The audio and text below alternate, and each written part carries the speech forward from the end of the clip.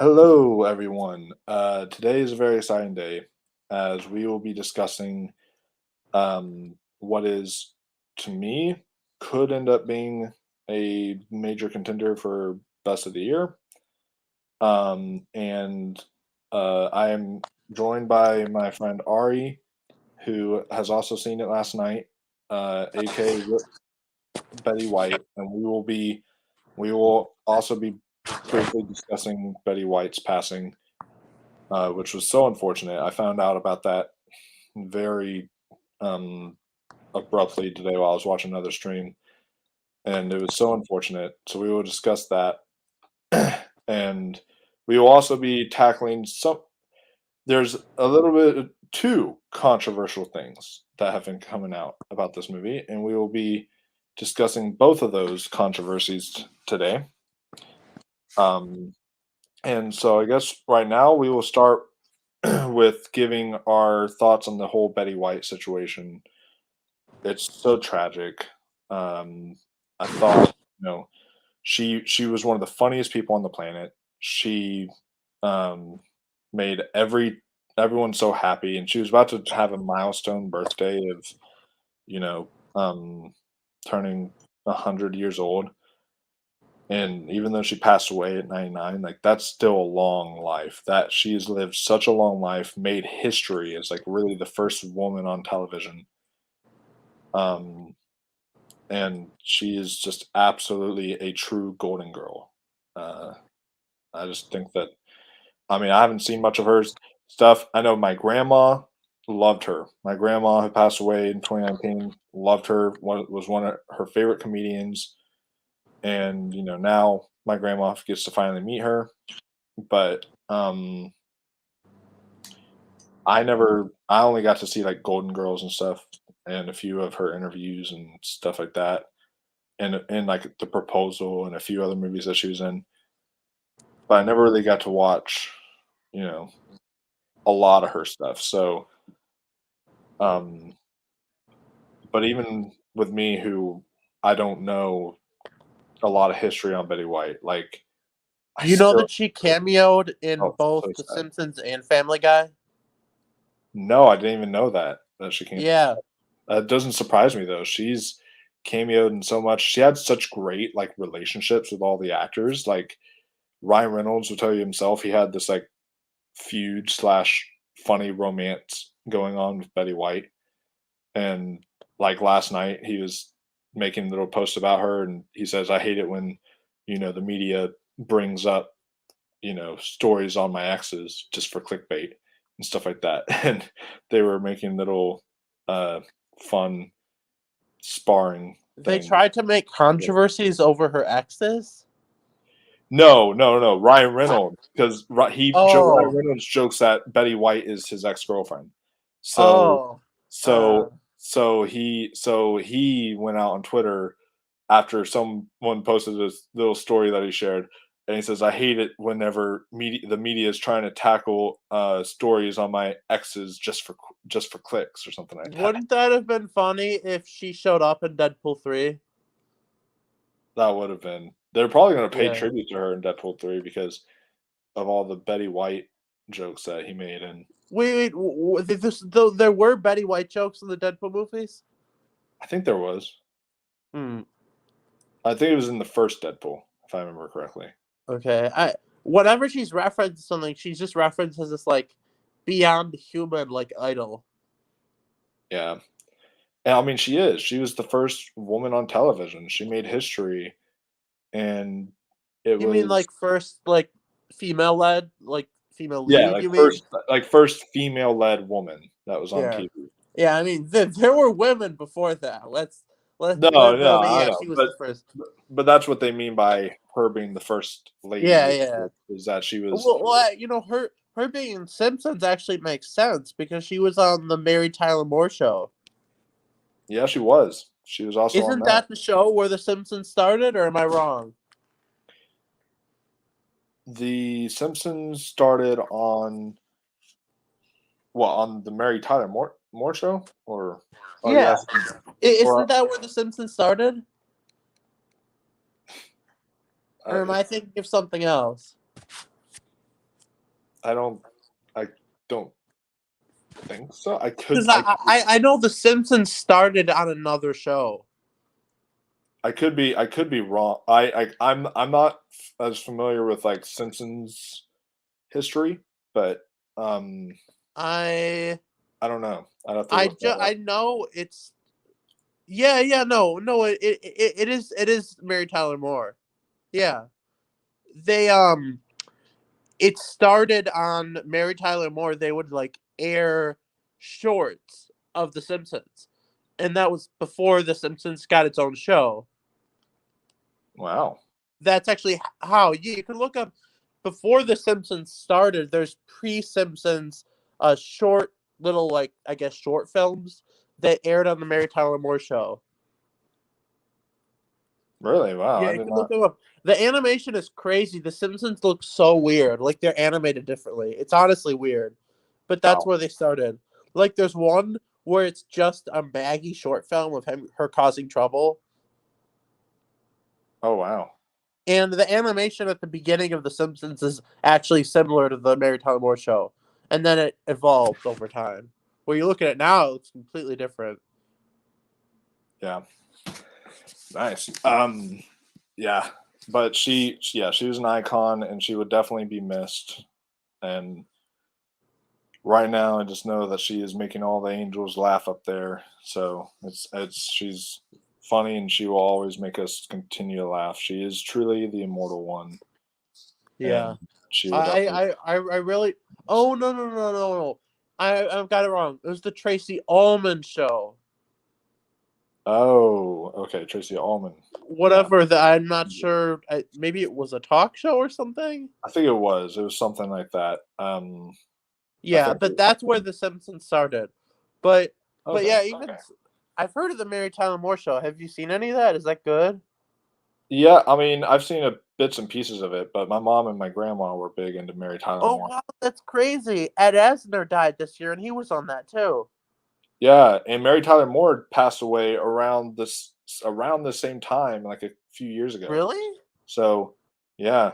She died. She died 4 years ago, but still recent. But there was another actress from Golden Girls that died at the beginning of this year. It was she's trending on Twitter. Cicely Tyson. Oh yeah, yeah. I think I know who you're talking about. Someone there's a really sad tweet. God brought home Cicely Tyson at the beginning and Betty White at the end. Oh, That's just brutal. that Cicely is brutal. Tyson, apparently Yeah. one time she has a quote where she said, "I'm not a quitter. I will fight until I drop. It is just a matter of having some faith in the fact that as long as you're able to draw a breath in the universe, you have a chance." I mean, Wow. that quote is actually relates to Betty White. She was so old and she was able to have all this fame and all this recognition in her 90s. And that's just proof that it's never too late to have a life. Exactly. Um, If Stan Lee can be loved in his 90s and Betty White, then there's no excuse to not, and she looked so good too for like night Yeah, I know, right? for Her like her and Stan Lee, like, Stan Lee like still exercised and stuff. yeah, like and he looked like he was still fit. He took walks. Yeah. He He was looked he yeah, told me he he looked was healthy. he was 85. I believe it. He was 95. Yeah. Yeah, I That's know. But he was in for his age. I mean, dude, most people in their 90s can barely even, go on a walk. yeah. And Stan Lee was fucking. I mean, yeah, Stan Lee was. I mean, him and Betty White, they were just the best. They were the legends that we thought would never die. Speaking of Stan Lee, isn't it weird just having like a Spider-Man movie and he's not in it? That does feel really weird. It's so weird because when I think about No Way Home, I love the movie, but I'm like, yeah, there's no Stan Lee cameo. It's They so they weird. they should really like digitally animate him or something because No, I don't think people would like that. they wouldn't like that. But in a way, it's sort of like you're still in a way paying tribute to him because it's his stuff, and you're still putting him in the movie. You know what the Um, perfect cameo in No Way Home would be if he was still alive? what? Would be when Toby and Andrew show up, and then he comes out of a portal and he's like, "Oh, it's really nice seeing you all together." Oh, And that then that would would be sort of a sweet emotional, which it, would actually, I don't know if I would want those, but I think it would work in that movie because they did it in Spider-Verse like that. I was gonna say, I wonder if in Spider-Verse 2, since it's animated, I wonder if they could still do something with Stan Lee since it's I animated. think it's more feasible there because I think people won't be distracted as much by a voice. Yeah, Especially if they could like take audio that was already recorded of him or something. yeah, do something like that, and then And honestly, I'm sure there's cameos they filmed for Marvel movies that they never used that they could use the audio. yeah, I think that would work. Yeah, And if they ever wanted to, they could maybe use some of those old cameos and put them in yeah. other I, MCU I I movies. know that people don't like Amazing Spider-Man, but his cameo in that is amazing with the lizard, Oh yeah, where he's just like listening to opera music or whatever. yeah. Yeah, But with all that we said, yeah let's we now should get on to pedophile. No, I'm kidding. Licorice Pizza. Licorice Pizza. Yeah, but we will be discussing some of the elements that people are calling a pedophilic movie. I don't think it goes that far, but we will definitely be discussing that as Okay. well as Let's yeah, reviewing. let's talk about that. So someone actually called it that. John Roca did a review, and he says that he called this a pedophile's wet dream, and that this movie is, is a statutory rape pedophilic movie or something like that. Well, I And mean, if you're going by the law, I mean, they never actually have sex. yeah, It's not. I mean, it's illegal, but I don't think it's not rape unless they actually have sex. no, it's not. I mean, they do kiss in the movie, and that's like, oh, you so here's the thing. Can we start out by talking about the relationship in the film? Yeah, we can. Are we gonna be able to talk spoilers? Or should we do a non-spoiler and then get into that? I say that since the film's been out for a little while, um, I say that we can well, I guess what we should Let's do is we should maybe just let's like start out with a non-spoiler review. yeah, let's start out giving our thoughts, what we thought of it, what we Yeah. like, all that Did stuff, and then you liked the film, right? oh, loved the film. It was great. Yeah. Um, yeah, I was floored by it. Um, I thought that the performances from Alana Haim, like, God, this girl can act, and the fact that she's a singer, and they put Yeah. Oh, I all know, that because singing. so I looked up Paul Thomas Anderson's directing, and ever since his last movie, he directs her music videos. Yeah, which is kind of crazy. And so she's never done anything like this, and she was exceptional. And I honestly am kind of rooting for her to be in the top 5 nominees for Yeah. Best Actress I because mean, and she's 30. She looks good for her age. yeah, she could pull off playing a high schooler. Like if you were to get her to play a high schooler, Right? I she- mean, yeah, maybe she could play. I mean, I don't think it'll happen, but if they wanted to do Gwen Stacy, she could be good at that. But I could honestly, totally see that. anything, give her. And you know what's weird? I looked at her IMDb. She wrote Paper Towns. Oh, interesting. I did not know she Yeah, wrote look. that. It says that she wrote um weird. That's so weird. IMDb shows that she wrote those movies, but you can't see a writing credit from her. Interesting. That doesn't make any sense.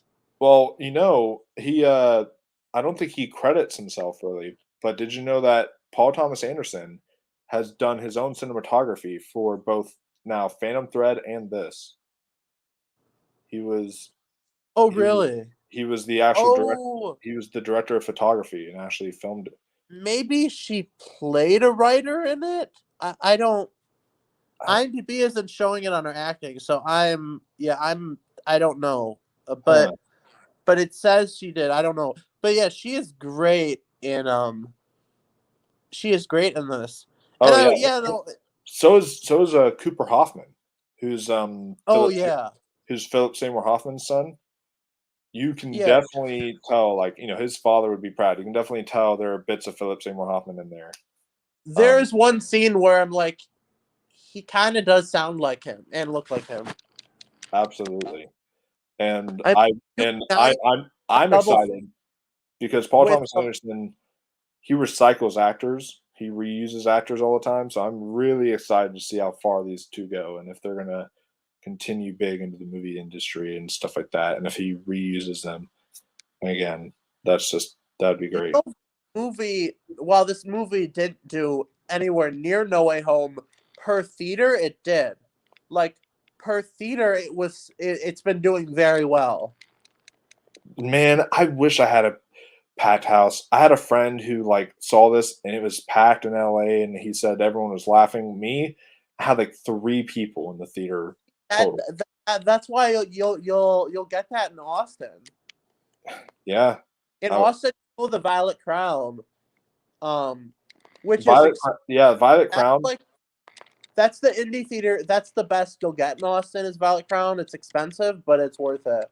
Oh, but, like, yeah, I love the Violet Crown up here in Virginia. Because the Virginia Film Festival happens around where the Violet Crown is. You So, know that's funny because South by Southwest happens right down the street from Violet Crown in yeah, Austin. so it's funny that the Violet Crown theaters are, like, where a lot of the festival audience goes. Yeah, So I you get definitely want to go there when I live there. Yeah, so you definitely get the big, um, uh, more crowds of people who are, like, into these type of movies. How much is a Very cool. ticket at the one in Virginia? It's like $13. Oh really? Oh, Austin, it's more.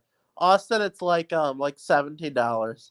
Oh my god, I know, right?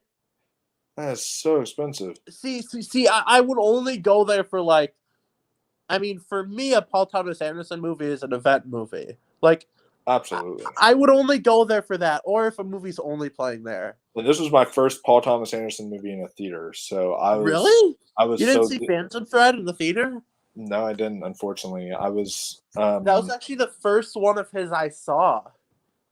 interesting. Yeah, Actually, every movie I've seen of his I saw in a theater. Because here, I'll be right back in a minute. Just say your review or whatever. okay. But yeah, Paul Thomas Anderson, one of my favorite directors of all time, directed the hell out of this movie. Um, and I thought that, you know, he did an exceptional job here. He did an exceptional job shooting the film with the 35 millimeter old film look to it. So it looked grainy. It looked like a classic 70s movie. And it takes place in 1973 in San Fernando Valley, um, in California, and it's about these two people who come across each other. Gary, who's 15, going on 30. I say 15 going on 30 because he's much older than what he actually acts or what he actually is. And then Alana Haim, who is Alana in this movie, that's her character's name. She's the one that's kind of more trying to figure out who she is. Gary kind of already knows and wants to start this waterbed company. Um, and so they're together. It's just sort of a hangout movie because he tries to hit on her, ask her out, all this stuff. And I say 25 in asterisks because you don't actually really know fully if she is 25 or not.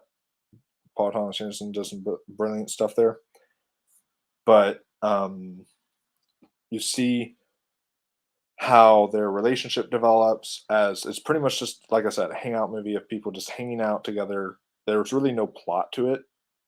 It's really one of those more kind of meandering, like, slice of life slice of life, get it? Because it's licorice pizza, but, It's really is just like a slice of life type of movie, and so I but this is one of those ones that I was the most blown away by because I've not been this invested in a hangout movie in a long time.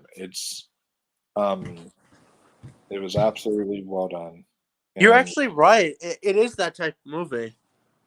it is because yeah, there's like I was saying, there is really no plot. It's just kind of you're hanging out with these characters and just kind of watching them as their life kind of unfolds and I thought the themes of there were very powerful about themes of companionship and how no matter what, whether you are trying to be in a relationship with someone, whether you just want to be friends with them, just the fact that you are there, that just you being there for a person can help influence a person uh, for the greater good and can help and make a great impact on them. And so there was definitely some great stuff there that because Paul Thomas Anderson wove in there, and this is definitely his most accessible because with as I've learned with a lot of his films, he's one of my favorite directors of all time. But you have to rewatch a majority of his films because Yeah.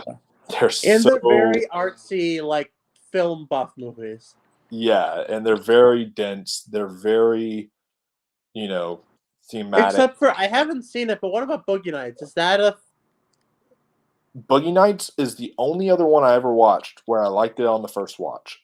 Every other one of his films I actually didn't like when I first watched Oh them, really? and So of then I all the ones I've seen, I love them all on first watch. yeah, but it's like once I Phantom Thread, There Will Be Blood, Magnolia. yeah, it's once I rewatched them that I was like, "Oh shit, I get this now. I understand why people love it." And Licorice It's Pizza, actually kind of crazy that I even liked Phantom Thread at 17 years old. yeah, that surprised me because I think I watched it. I'm a little older than you, but I watched it when I was in high school the first time, Well, and it came I out 2017. How old were you? let's see, I'm 24 now, so you do the math. The Um, December. if it was December, I my birthday's in December, so um, I would have Were you been 21? no, I don't think so. I graduated high school at 19. Um, so Just do the math. I would say it if it came out in 2017, then yeah, I'd say that I was probably 18 going on 19, or I was Oh, 19 okay. around the time. And whenever I saw it the first time, I didn't appreciate it as much because of that. But then I rewatched it more as the film buff that I am today and fell in love with it and think it's one of my favorites from him. And Yeah, I missed one scene in the movie though that I still haven't seen that I heard was amazing. Something at a wedding, and it was supposed to be really funny. oh yeah, yeah, that I do remember what you're saying. I'll have Tom. to. Yeah, but This is when I definitely saw his. that in the theater, I loved it. That was This was actually the first one I saw. yeah, the first PTA film you saw. That's kind of crazy. That's like me And with then I saw There Will Be Blood and then Magnolia. oh nice. I Yeah, actually saw There Will Be Blood and Magnolia at the same theater at the Oriental on in the main theater on film. oh man, sitting down for 3 hours to watch Magnolia because that movie is. Well, Magnolia, it cut out in the worst part of the movie. It cut out during the game show sequence when he has to pee. In the Oh, middle of that, the movie stopped and they had to do the rest on digital. what? Yeah, I know. That's like the worst part to stop the movie on. Yeah, that's so dumb. Um, but yeah, I've been doing a PTA marathon to get ready for this, and I absolutely um love this. This was his most accessible in the sense that I think anyone who is new to PTA should watch this one first because I think feel like it has such a crowd pleasing element to it that I feel like more people would kind of get a better start here and would kind of want to explore the rest of his filmography afterwards. Yeah, I could agree with that. Yeah, because it's just well, as I was watching this, I just had a big grin on my face the whole time. I was smiling the whole way through, laughing. This is easily his funniest film, and this is, and I mean, You think so? Phantom Thread had hilarious moments in there, but this is definitely his funniest film. Um, and it's just, yeah, I loved everything about it, um, and pretty much loved every minute of it, really. Um, Yeah, I thought it it was was, great. it was good. Yeah, I I really just the best thing about the movie is that it's just so engaging from the first minute. yeah, and it's like, yeah, as soon as it starts, you're engaged, and it doesn't let up, and you're so invested in these people's lives that whenever you get these cameo appearances, Bradley Cooper, who's in the thumbnail here, he's only in it for maybe 5 to 10 minutes, like, he's barely in the Oh my movie, god, that part was amazing. but he steals every scene he's in. These Here, almost like here, here, here. When we get to spoilers, I can't wait to talk to that. these cameo-like appearances are just so well done throughout that Who, they wait, almost who's the old lady who plays the agent or whatever?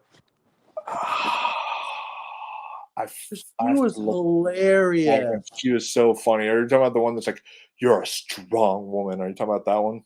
Yeah. Yeah, she was great. Um, and then we'll also be talking about another piece of controversy today too that, um, I think is kind of unwarranted when you look at the character he What? was What is playing, it? some of the racist jokes they made. Oh Um, yeah, I wanna know about that because is what was the purpose of the jokes? I mean, the whole purpose of the jokes is I mean, here's the thing, is first off, you did deal with racism back in the '70s. It was awful, you know, So but is it that was trying to the thing. show how a guy like that would be racist? I think so, but it also the thing is, the reason I laughed at it wasn't because I found the joke funny per se, because the guy himself was an idiot. That's why I didn't mind the racist jokes, is because I was like, they If presented him. if that's the intent with it, then I think it's okay. Yeah, because they presented him as an idiot. If you had someone who was like, Alana telling it, or someone who is like Cooper Hoffman saying it, or something like that, then you have a little bit of a problem.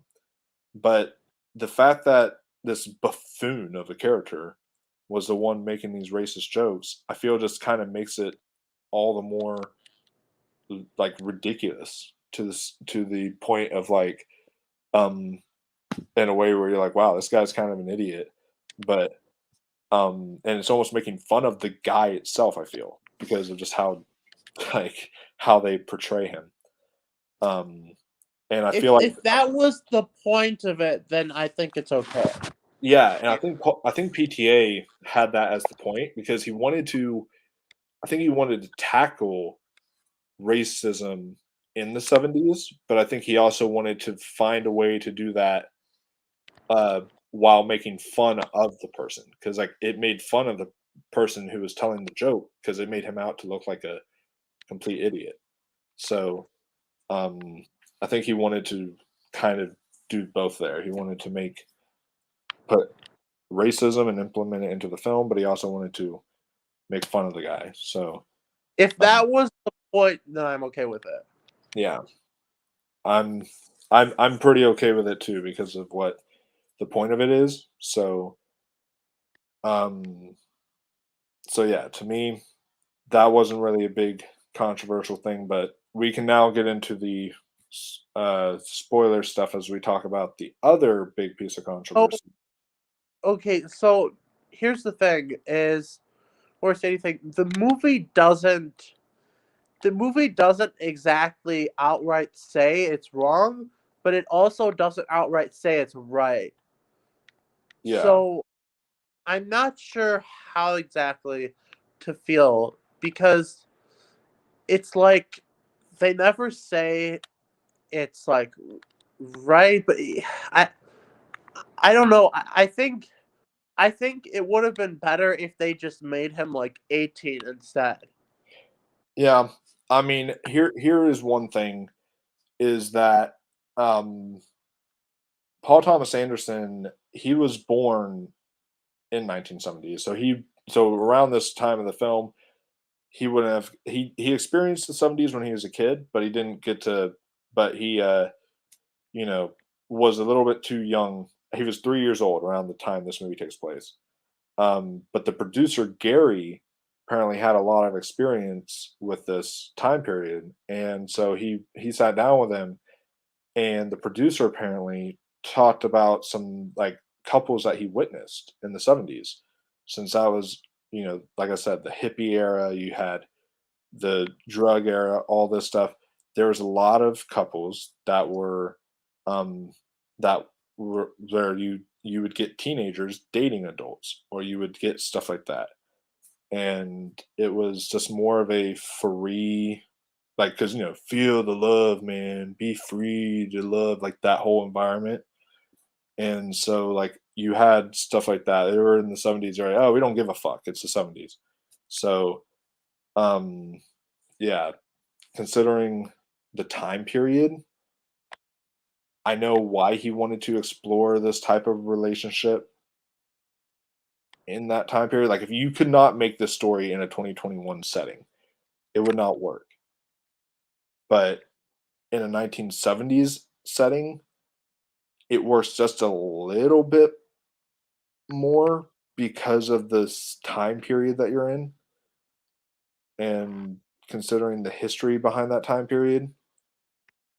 And also, if you notice too, she doesn't outright say. I mean, she we assume she's 25, but like whenever Bradley Cooper's in the car with her or something like that, he's like, "How old are you?" She's like, 28. He's like, "What?" He's like, 25. So it's like she says all these different ages. She'll sometimes lie on her resumes about her ages. So sometimes do all this stuff. So you almost don't even know what age she is in a way.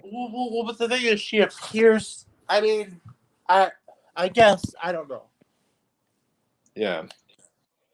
I mean, the way that I feel like Paul Thomas Anderson kind of left it open ended on purpose. So then it's like the audience kind of gets to decide what age she is, and kind of gets to make up their own minds there.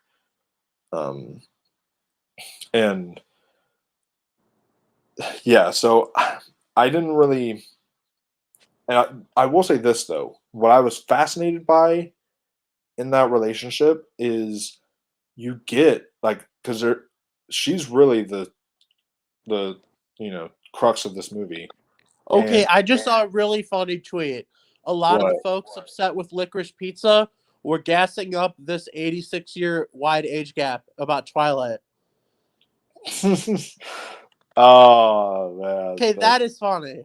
that is funny. Oh man. Um, Apparently I heard Red Rocket deals with a problematic relationship too. Someone Um, said, I'm not going to see Licorice Pizza. If I wanted to see two ugly people with a predatory age gap, I could just look up some of y'all's Instagram posts. ooh, burn. Jeez. Okay, That is just burn. okay, that was funny, but they're not ugly. That's not nice. No, I mean, I will say this though. I have to say this and address it like it is. I do love that they don't look Hollywood. They look Yeah. like average I mean, Hollywood. I personally think she's very attractive, but she's not Hollywood. Yeah, she's not hot. There's a difference between Well, hot. I mean, to me she is, but she's not traditionally hot, and not that Yeah, she's not like super overweight or anything, but no, she's very Jewish in a way that normally when you have Jewish actors, they're not noticeably Jewish, like with a big nose. yeah, Like you rarely ever actually see a star that actually has a gigantic Jewish nose, and she does. yeah, And which is good. We shouldn't absolutely, hide our Judaism. absolutely. And with Cooper Hoffman, I mean, Philip Seymour Hoffman wasn't the most attractive hunk in the bunch, so Cooper Hoffman, Yeah. Also, Cooper, he's not traditionally. I wouldn't say. I mean, I wouldn't say he would be traditionally attractive just because he's bigger and stuff.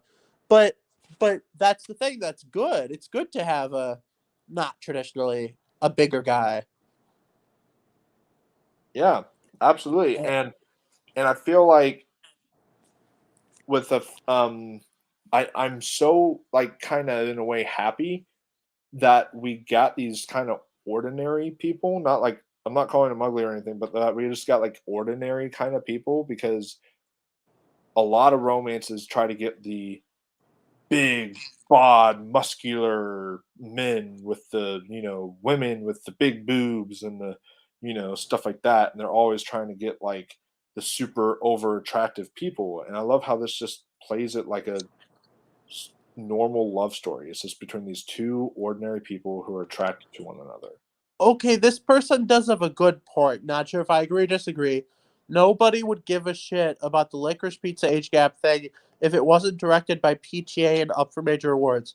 You know how I know this? I've barely heard a peep about Red Rocket. Yeah. But I mean, Red Rocket is still, though, critically acclaimed and people are still loving it. Well, also, why? I mean, there was some controversy, but it wasn't this big about Call Me by Your Name, Yeah. and that for me was uncomfortable Yeah. I because actually that's more sexual than this because there they actually do sexual Yeah, stuff. I felt more uncomfortable at Call Me by Your Name than I did here I at was nobody talking about that. That was, I mean, take away that the movie is great, but that was really. yeah. Especially if you rewatch it now knowing about Army Hammer. Also, Army Hammer's character is supposed to be 24. What the fuck? Yeah. And I Okay, mean he might and look good for his age, but he does not look 24. and isn't Timothy Chalamet, like, wasn't he supposed to be 18 in the movie? No, he's supposed to be 17. 17? Oh, So yeah. that's actually they actually. I mean, they do something sexual in the movie, right? Yeah. So that actually is rape. Yeah. So that's why Take away that I love the movie. I love the scene at the end with the dad. yeah, Um, see, like, with this movie, I knew about the age gap going into it. I didn't really know that going into Call Me by Your Name. yeah. So I was kind of more disturbed by Call Me by Your Name because of me not knowing about it. Oh, here there's not actually a scene where they have sex or do a sexual act. There's just that one part where they kiss, Yeah. and there is the sharp part where she shows her breast, but that's not the context is different. Yeah, the context actually isn't even in a romantic context. It's Yeah, I know. She's just it's basically he's like you're okay with taking a role where you're nude, but you can't show me your breasts, and she's like, want to see my breasts? Here, now shut up. What's yeah. the big deal? Yeah, so it was more for a um kind of more of a comedic purpose rather than trying to be uh romantic there or anything. Um I wonder if she actually personally knows the Safdie. I mean, it's the Jewish community is right. actually pretty tight knit. You never know. She might. Yeah, that's a good point. Not saying all Jews know each other, but they kind of do. yeah. Growing up in a And Jewish, one thing I have to say too is that with an age gap like this, like, I talked about while you were gone that uh Cooper Hoffman's character is Gary. I in my introduction I introduced him as 15 going on 30 because he has that mindset of like a 30-year-old. He kind of has his life in check. He kind of wants to start a business. Alana is the one who's still trying to discover herself. She doesn't really know where she wants to be, what she wants to do yet, all this stuff. And so I kind of liked the whole thing of how you see a very mature teenager handle things and how he goes about handling life, and then how you see an adult try to handle life and yeah. balance this type of relationship thing going on, friendship, relationship, whatever you want to call it. You definitely can see how they are both trying to tackle this, and you get the two different perspectives, and I do kind of like that. Yeah, yeah. And, I also the music was really good. oh, the soundtrack was great, and like you said about Bradley Cooper, his stuff was excellent in this movie. Um, and I do wish that the scene, like it was during the credits, but whenever I saw the trailer, the scene that's in our background right here and in our thumbnail, man, that would have been so fun to actually see that like in the movie. Can't wait to see what. The scene that's in our thumbnail here in our background, where he's smashing those windows and stuff like Oh that. yeah. That No, that that would part, the part with him was hilarious. absolutely. He stole every scene he was in, and that whole scene with the truck where they're driving the Oh truck my god. backwards, like oh my lord, that was actually intense. Like Yeah. I was actually on edge during that scene. And then when she sees him and she like ducks down and he's like starts talking to, did he was he actually dating Barbara Streisand? Yeah, John Peters was actually Barbara Streisand's boyfriend. And what's funny is I think it was either Paul Thomas Anderson himself or the producer or something like that, that actually mentioned that they had a real life encounter with John Peters, where Was John he a Peters. nutcase in real life? I heard that, that he was, but apparently they actually had a real encounter. That whole like, you know who I am, you know who my girlfriend is, Barbara Streisand. No, Sam, Really? like the ocean. Apparently, that was a real encounter that happened that Paul Thomas Anderson wrote into this movie, and so I find that just even more funny is that that scene is based on reality. Um, but like he looks a lot like John Peters. Go look up young John Peters photos, and he looks a lot like him. It's kind of insane. Um, and I mean, I will say, those saying, "Oh, Bradley Cooper deserves an Academy Award nomination for this," he doesn't have a lot to do. I'm like, he's in the movie for like 5 minutes. I'm like, I don't know if that really suffices kind of an Academy Award nomination, but it, but he definitely was great, and I think he does deserve all the praise. And I hope this does well come uh, award season because I'll definitely be rooting for it. Um, so, do we have any other thoughts we want to address? Or Um, I overall really enjoyed it. same. I yeah, and I think she was. I really want to see more of her. And I do want to see more of Cooper as well because Yeah, yeah, Cooper Hoffman, he's great, and their chemistry too together, like them on screen together, their chemistry was palpable.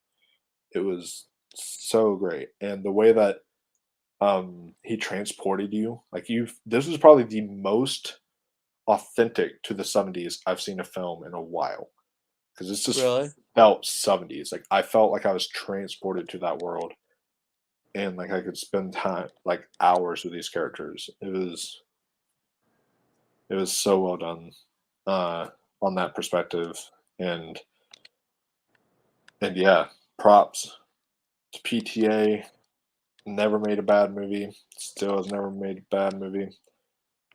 And this I can see why this won the National Board of Review for best feature. So um What about Inherent Vice? I haven't seen it, but I actually like Inherent Vice. Now, I did not like it when I first watched it, but like I said, I went back and rewatched it, and I actually do really like it. So, so it's um, not bad.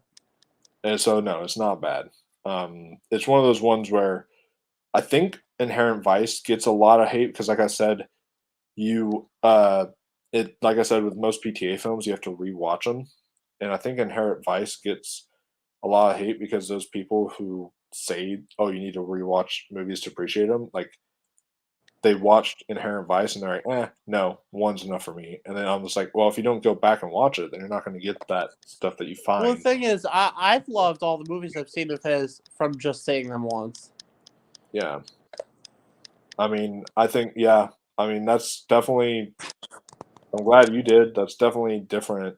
For he's almost like he's a way better director than Zack Snyder, but he's almost like Zack Snyder for me in a way where it's like I was that way with most Zack Snyder films, to where I would watch them once, didn't really like them, and then I'd rewatch them, and then I loved them. So that's sort of um, kind of the same thing with Paul Thomas Anderson. But this one, I thoroughly enjoyed on the first watch, and I honestly feel though, just like with all PTA films, that the more I rewatch it, I'm going to find more stuff in it to appreciate and to hold on to, and I think I'm going to like it even more. So, um, so yeah, guys, uh, I guess that'll do it pretty much for today's video. Um, that we hope you guys go out and seek this movie. Yes, I know Spider-Man's out, but go watch Licorice Pizza because it deserves to be seen. Films like these are important. It's original. It's an original film. People who are all like, "Oh, originality's dead in Hollywood." Here you go. Here's an original film It's far from bad. from a director who makes such unique, interesting, original visions for everything he does. So I highly recommend you guys go check this out. And um, yeah, and I just want to wish you all a happy New Year's Eve, folks. We are about to get into the new year, the new film year of 2022. And now I'm not going to give my 2021 ranking today. I'm going to wait because I've got some screeners I need to catch up on and such. And I know Ari does too. He's got some screeners and everything to watch. And so we will catch up on 2021 movies in January, and then we will try to give you a video ranking our 2021 movies sometime in January. So, and then we will also be giving you guys our most. I will say, starting very soon though, the first one we'll give you guys is our most anticipated movies of 2022. So, because it looks to be a good film year coming up, guys. So, pretty excited. Um, do you have any closing thoughts before we go? No, I really enjoyed the movie too. I think I agree with most of what you said. Awesome. So, yeah, I have to get ready for a New Year's Eve celebration, guys, but I will see you in the next video. Thank you for tuning in to this, and until next time, stay classy, my friends.